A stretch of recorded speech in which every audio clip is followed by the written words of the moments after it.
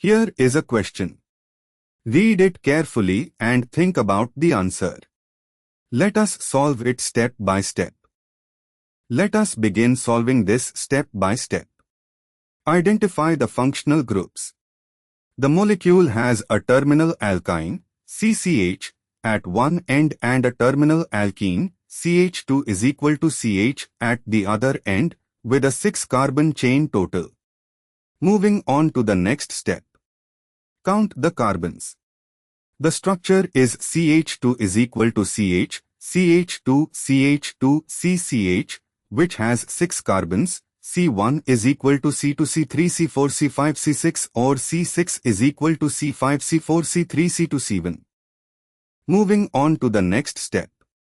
Apply IUPAC numbering rules. According to IUPAC rules, when both a double bond and a triple bond are present, the chain is numbered to give the lower locants to the multiple bonds as a set. If the locant sets are equal, the double bond gets the lower number.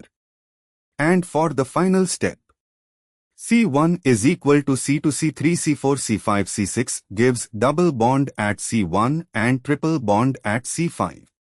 Locant set 1, 5 number from the alkyne end, C1 C2-C3-C4-C5 is equal to C6 gives triple bond at C1 and double bond at C5.